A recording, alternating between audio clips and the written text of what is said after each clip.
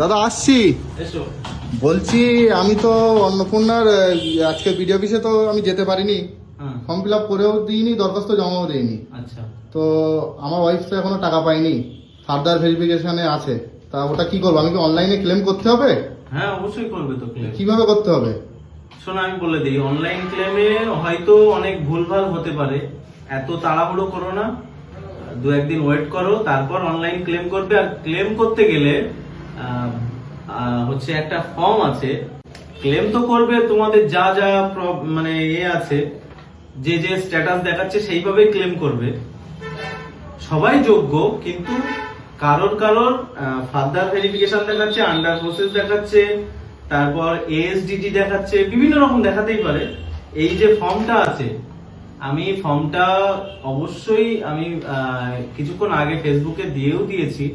ফর্মটা print out করবে, print out করে তোমরা যখন ক্লেম করবে, ক্লেম করার ওখানে ডকুমেন্ট সাবমিটের ওখানে এই ফর্মটা ফিল আপ করবে, ফিল আপ করে আপলোড করবে, তার সঙ্গে কিছু আনুষঙ্গিক ডকুমেন্ট সাবমিট করবে।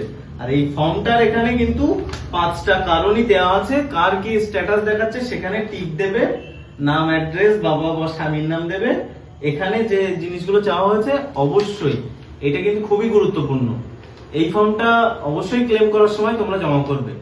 আর একটু ওয়েট করে যাও, ঠান্ডা মস্তিষ্কে তোমরা ক্লেমটা করো। আর হচ্ছে এই যখন যদি ক্লেম করো অনলাইনে এই ফর্মের সাথে, তাহলে আর ব্লকে আসা লাগবে না।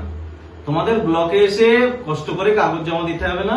অনলাইনে যখন ক্লেম করবে এই ফর্মটা ফিল আপ করে ডকুমেন্ট সাবমিটের জায়গায় সাবমিট করবে, প্লাস কিছু ডকুমেন্ট আপলোড করবে 200 কেবির মধ্যে। ঠিক আছে? আচ্ছা, অবশ্যই ভিডিওটা শেয়ার করবে।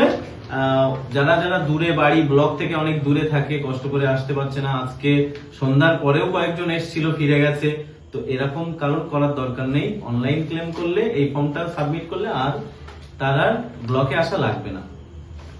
ধন্যবাদ। আর সত্যি কথাটা হলো আমি এখনো অবিবাহিত।